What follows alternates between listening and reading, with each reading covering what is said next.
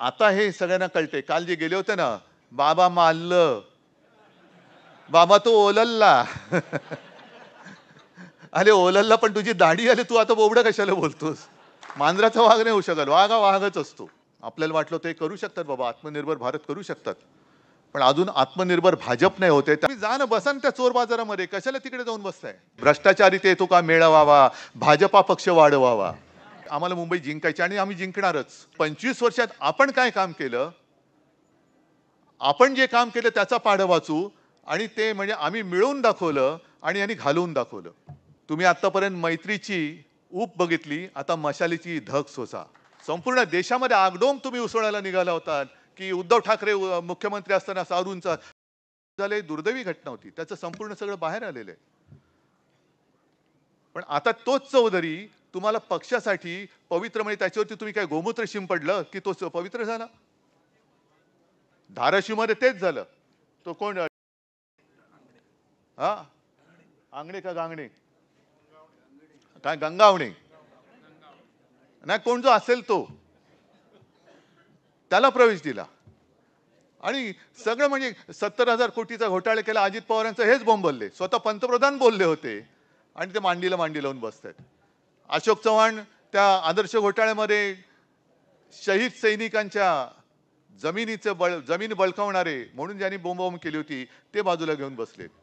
आम्ही ह्या भाजपासोबत कधी जाऊ शकत नाही, कदापि आम्ही नव्हतो. अशा भाजपासमोर सोबत आम्ही जाऊ शकत नाही, कदापि नव्हतो. मी कोणत्यानी बोललो, अशा भाजपासोबत.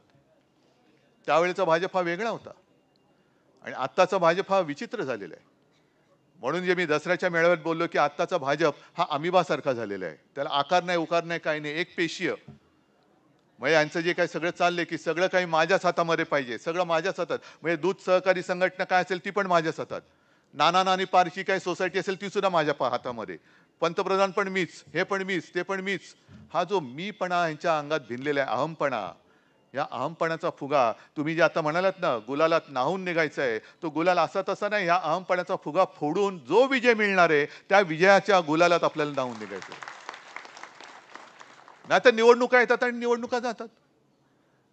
आता सुद्धा जे बिहारमध्ये घडलं, हे जे काही टीव्हीवरती आपण बघत होतो प्रचाराचे सगळे दृश्य, कोणाच्या सभेला किती गर्दी उसळते उत्स्फूर्तपणाने. आता सुद्धा तुम्ही सगळे आलेले आहेत. मला माहिती आहे कोणाला काही पाकिटे किंवा काही दिलेले नाहीत, स्वतःहून आल्यात, शिवसेनेच्या प्रेमापायी म्हणून आलेला आहात. पण ही जी एक लोकशाहीची त्यांनी वाट निवडलेली आहे किंवा वाट लावलेली आहे, विरोधी पक्ष शिल्लकच ठेवायचा नाही. आपल्या महाराष्ट्रामध्ये सुद्धा हा विधानसभेचा जो काही निकाल लागला, हा अजूनही कोणालाच पटत नाहीये, कोणालाच पटत नाही. म्हणजे मतचोरी तर केलीच, पक्षचोरी तर केलीच. आता काल अनिल देसाईंनी प्रेस कॉन्फरन्स घेतली, एबी फॉर्म पण चोरलेला आहे. हे सगळे तुम्ही जा ना, बसा ना त्या चोर बाजारामध्ये, कशाला तिकडे जाऊन बसताय? सगळं काही चोरायचं आणि राज्यकर्ता म्हणून मिरवायचं, ही लोकशाही, ही खोटी लोकशाही आहे. ही खोटी लोकशाही मला नाही वाटत देशातली जनता ही स्वीकारू शकते. आणि तुम्हाला राज्य तरी कशाला पाहिजे? आम्ही म्हणतो ना, आम्हाला मुंबई जिंकायची आणि आम्ही जिंकणारच, कोणत्याही परिस्थितीत जिंकणार.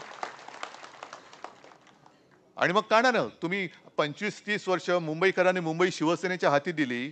काही काळ आधी भाजपा सुद्धा आपल्या सोबत होतीच. पण 25 वर्षात आपण काय काम केलं, आपण जे काम केलं त्याचा पाढं वाचू, आणि ते म्हणजे आम्ही मिळवून दाखवलं आणि यांनी घालवून दाखवलं.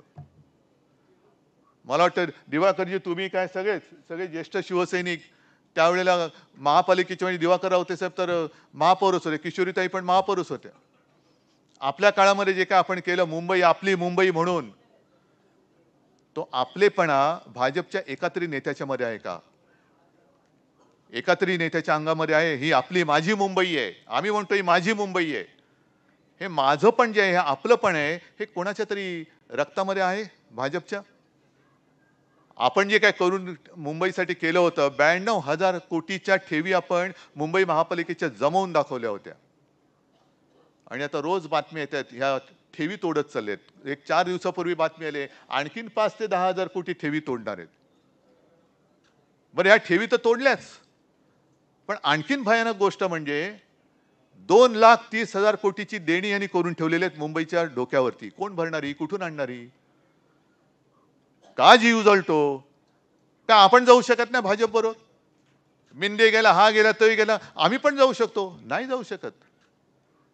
कारण आजच मध्यरात्री मी जाणार आहे हुतात्मा स्मारकाला तिकडे वंदन करायला.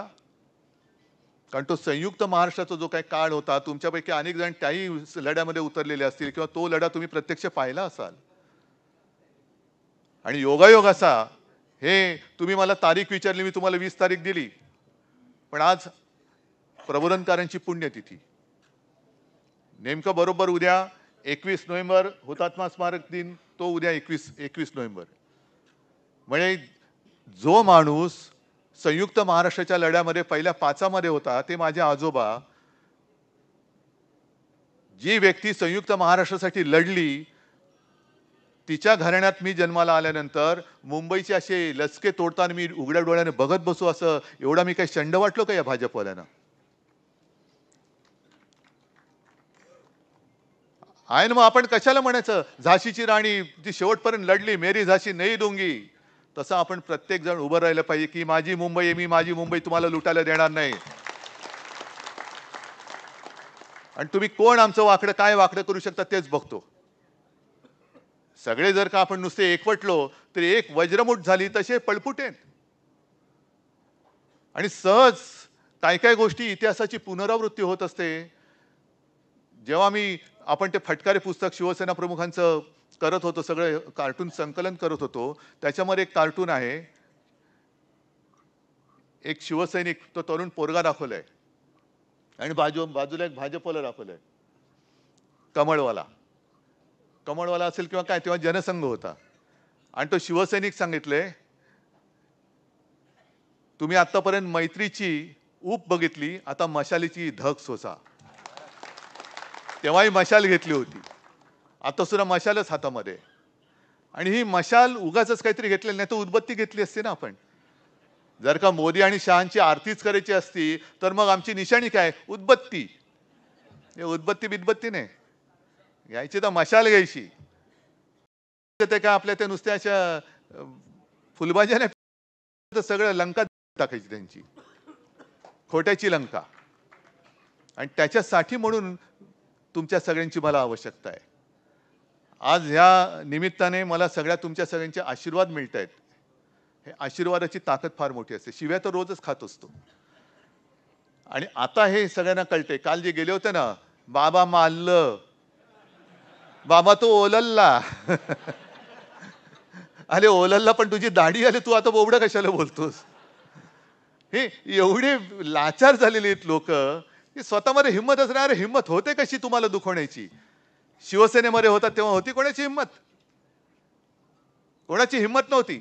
पण स्वतःहून त्यांच्या ताटाखालचं मांजर झाल्यानंतर तुम्ही किती पट्टे मारा, मांजर भले वाघाची मावशी असली तरी मांजरी मांजरच असते, ती ताटाखालीच असते. त्या मांजराचा कधी वाघ नाही होऊ शकत. मांजराचा वाघ नाही होऊ शकत, वाघ हा वाघच असतो.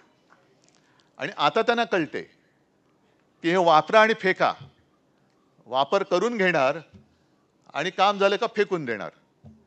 तसंच त्यांचं चाललेलं आहे. आता 15-1 दिवसापूर्वी अजित पवारांच्या मुलाचा घोटाळा काढला. झाला कसा आधी घोटाळा?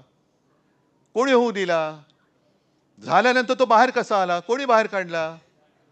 असे अनेक घोटाळे गेल्या 1 वर्षामध्ये येत आहेत. मुख्यमंत्री आपले क्लीन चिट देत आहेत. मग हे स्वतःच न्यायाधीश, आरोप करणारे पण हेच, म्हणजे तक्रारदार हेच आणि न्यायमूर्ती पण तेच. केसेस काढून द्यायच्या बाहेर, कोणी आरोप करायला लावायचे कोणाला तरी, आणि मग यांनी क्लीन चिट द्यायचे. म्हणजे काय की तुझी प्रकरणं बाहेर आलेत, नीट तुझ्या साईजमध्ये राहा, नाही तर कोण टाकीन तुला. ही टांग त्याची डोक्यावरती ठेवायची. आणि हे म्हणे बाळासाहेबांचे विचार घेऊन चालेत. अरे कसली टांगती हातात घे आधी, ते टांगती काय ठेवतोयस?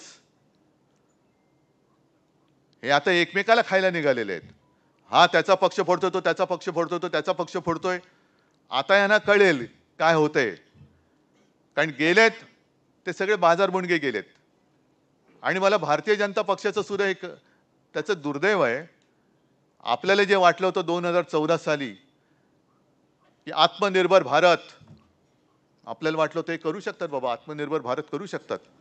पण अजून आत्मनिर्भर भाजप नाही होते. त्यांना सगळे असे टोणगे, कोणी कुठले कोणी कोणी मधले कोणी भ्रष्टाचारातले सगळे घेऊन त्यांना भाजप वाढवावा लागतोय. भ्रष्टाचारी ते तुका मिळवावा, भाजपा पक्ष वाढवावा, हे त्यांचं धोरण आहे. मग कोणी घ्या आपण जिंका, काय असे जिंकण्याला काय अर्थ आहे?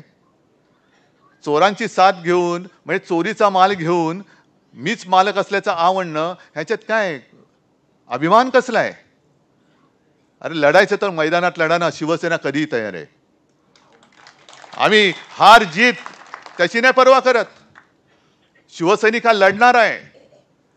हे काय अशी संकट किंवा अशी परिस्थिती पहिल्यांदाच नाही आलेली. मुळामध्ये शिवसेनेचा जन्मच हा संघर्षासाठी झालेला आहे, मराठी माणसाच्या न्याय हक्कासाठी झालेला आहे.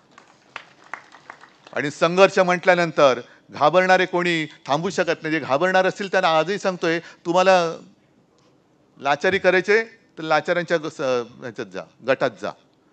पण शिवसेनेमध्ये जे आता राहिलेत ते सगळे शिवसेना प्रमुखांचे अस्सल, शिवरायचे अस्सल आज मावळे राहिलेले आहेत. आणि या सगळ्या मावळ्यांची मगाशी तुम्ही सांगितलं ना की ज्येष्ठ शिवसैनिक, मी तर म्हणतो एक तुमचं माहिती संकलन करून द्या. सगळ्या मुंबईमध्ये शाखेमध्ये जेवढे ज्येष्ठ शिवसैनिक आहेत त्यांना मी ओळखपत्र देतो, त्यांना ओळखपत्र देतो. आणि नुसती ओळखपत्रच नाही तर एकदा अशा सगळ्या कार्यकर्त्यांचं एक शिबिर घ्या. मी येतो त्याला आणि मला त्यांच्याकडनं काय पाहिजे ते मी सांगतो त्यांना. कारण आता चर्चा चरवण करत नाही बसायचं, आता जिंकायचंय. आणि जिंकण्यासाठी मी तुम्हाला जसं म्हटलं तसं की वय हा काही मुद्दाच नसतो. मोरारजी देसाई तर 80व्या वर्षी पंतप्रधान झाले असते, तुम्ही तर सगळे अजून तरुण आहात. काय सांगावं, तुमच्यापैकी कोणी पंतप्रधान होऊ शकेल का स्वप्न नाही बघायचं. अर्थात हा एक गमतीचा भाग झाला, पण जिद्द ही फार महत्वाची आहे. आणि तुम्ही जिद्दीने आज सुद्धा रणांगणात उतरण्याच्या हिमतीने आलात, त्याच्याबद्दल खरंच तुम्हाला शतशः धन्यवाद देतो. आणि तुमच्या आशीर्वादाचं पाठबळ हे सदैव शिवसेनेच्या पाठीशी राहू द्या ही नम्र विनंती करतो. सगळ्यांना शुभेच्छा देतो. जय हिंद, जय महाराष्ट्र.